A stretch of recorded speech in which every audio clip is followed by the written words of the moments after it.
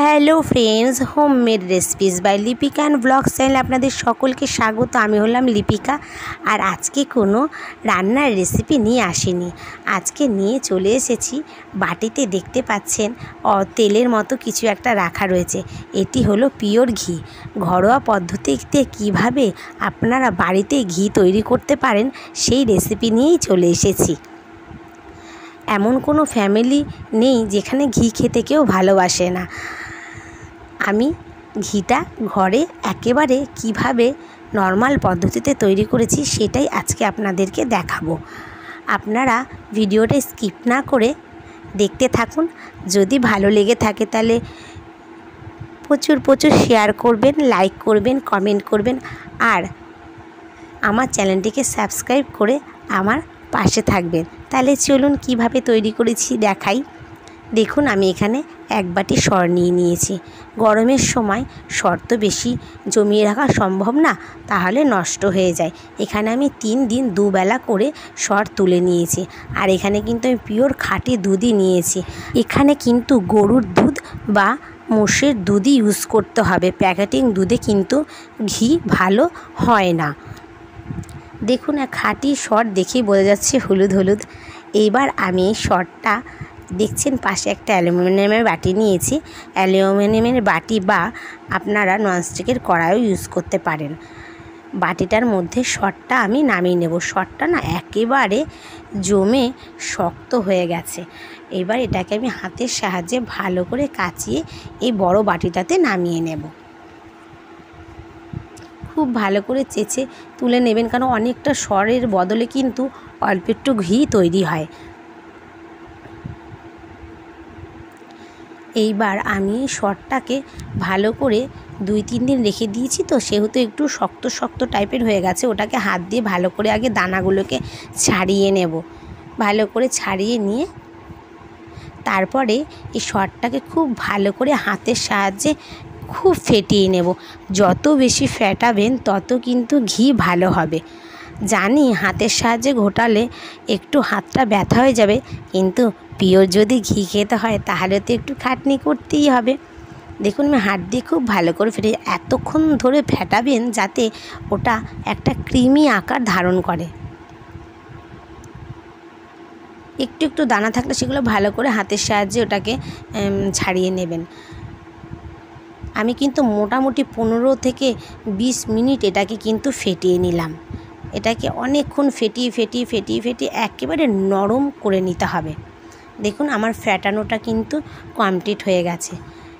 দেখুন, এটা পুরো কিন্তু একটা ক্রিমের আকার চলে এসছে, এর মধ্যে কোনো দানা নেই।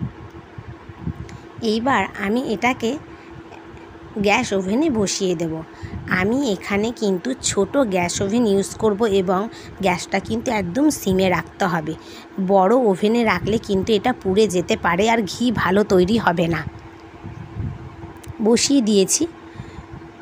এবার একটু সময় দিন, দেখতে পাবেন যে ঘিটা কিভাবে তৈরি হচ্ছে।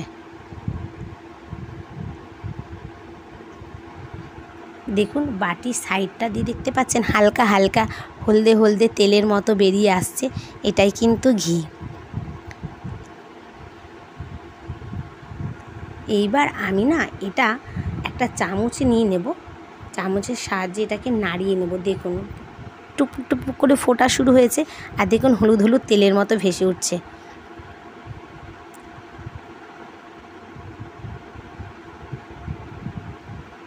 চামচটার সাহায্যে আমি এটাকে ভালো করে নাড়িয়ে দেব। এটা যদি না নাড়ানো হয় না তাহলে কিন্তু তলায় লেগে যেতে পারে, যেহেতু এটা সর।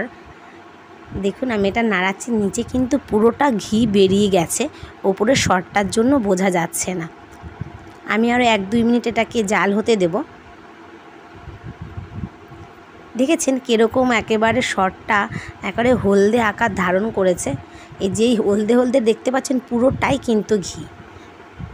যখন ঘিটা বেরিয়ে আসবে আমি কিছুটা ছেঁকে নেব, কারণ বেশিক্ষণ জ্বালালে না ঘিটা কিন্তু জ্বলে যাবে। দেখুন, ঘি পুরো বেরিয়ে গেছে। আমি প্রথমে যেইটুখানি ঘি বেরিয়েছে সেটা আমি ছাঁকনির সাহায্যে ছেঁকে আমি অন্য একটা পাত্রে নামিয়ে নেব। আর এই যে ছানাটা দেখতে পাচ্ছেন না, এই ছানাটাকে ভালো করে আরও ভেজে নেবো, লাল লাল হয়ে যাবে, আরও ঘি এর থেকে বেরোবে।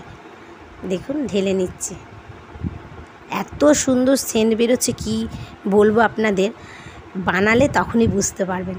দেখুন এই যে বাটিটার মধ্যে যেই ছানার শটটুকু রয়েছে সেটা আমি আবার গ্যাস ওভেনে বসিয়ে দেব, কারণ ওর মধ্যে আরও কিন্তু ঘি রয়েছে, ওটাকে নাড়ালে আরও ঘি বেরোবে ওর থেকে।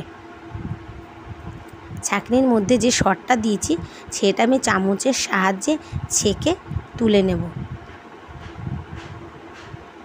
ছেঁকে আমি ঘিটা নিয়ে নিলাম এবং শটটা আমি বাটির মধ্যে আবার ঢেলে দেব। ঢেলে দিয়ে আমি চামচের সাহায্যে বাটির শটটা আরও একটু নাড়িয়ে নেব। আর এটা ব্রাউন ব্রাউন কালার হয়েছে, দেখুন আরও ঘিয়ের মধ্যে রয়েছে যেগুলো বেরোচ্ছে আস্তে আস্তে। দেখেছেন কীরকম বাটির মধ্যে লেগে যাচ্ছে, এবার আস্তে আস্তে এটা ব্রাউন কালার হয়ে যাবে। আমরা তো সেকে ঘিটা তো নিয়ে নেব, কিন্তু যে ব্রাউন কালার যে হয়ে যাচ্ছে শটটা, এই শটটাও কিন্তু ফেলে দেওয়ার নয়। আমি কিন্তু প্রথমেই ভিডিওর আগেই দেখিয়েছি ঘিয়ের পাশে বাটির মধ্যে আমি লাল লাল রেখে দিয়ে ঝুড়ো ঝুড়ো, ঠিক মনে হবে মিষ্টির দোকানের ছানা ভাজা যেরকম লাগে তেমনি। দেখুন হয়ে গেছে। আমি এটাকে আরেকটু এর মধ্যে ঘি আছে সেটা আমি ছেঁকে ছেঁকে নিয়ে নেব। আর এই ঝুড়োটা না মুড়ি দিয়ে খেতে না ভীষণ ভালো লাগে, আর এটাও কিন্তু ঘিয়ের মতনই একটা ফ্লেভার, পুরো ঘি মনে হবে যে খাচ্ছেন।